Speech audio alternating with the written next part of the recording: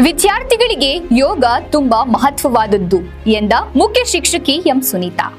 ಜೀವನದಲ್ಲಿ ಸಕಾರಾತ್ಮಕ ಚಿಂತನೆ ಹಾಗೂ ಸದೃಢ ಮನೋಭಾವ ಹೊಂದಲು ಯೋಗ ನಮ್ಮ ಜೀವನದಲ್ಲಿ ಅತ್ಯಂತ ಮುಖ್ಯ ಎಂದು ಮುರುಘ ಬಸವೇಶ್ವರ ಹೈಟೆಕ್ ಶಾಲೆಯ ಮುಖ್ಯ ಶಿಕ್ಷಕಿ ಎಂ ಸುನೀತಾ ಹೇಳಿದ್ದಾರೆ. ಶುಕ್ರವಾರ ಮಲ್ಲೂರಲ್ಲಿ ಶ್ರೀ ಮೂಗ ಬಸವೇಶ್ವರ ಹೈಟೆಕ್ ಶಾಲೆಯ ಆವರಣದಲ್ಲಿ ವಿಶ್ವ ಅಂತಾರಾಷ್ಟ್ರೀಯ ಯೋಗ ದಿನಾಚರಣೆಯ ಪ್ರಯುಕ್ತ ಯೋಗ ಶಿಬಿರದಲ್ಲಿ ವಿದ್ಯಾರ್ಥಿಗಳ ಕುರಿತು ಮಾತನಾಡಿದ ಅವರು, ಪ್ರತಿ ಮನೆಗಳಲ್ಲಿ ಯೋಗಾಭ್ಯಾಸ ಮಾಡಬೇಕು. ಯೋಗವು ಉತ್ತಮ ಮಾನವೀಯ ಮೌಲ್ಯಗಳನ್ನು ಅಳವಡಿಸಿಕೊಳ್ಳಲು ಸಹಕಾರಿಯಾಗಲಿದೆ.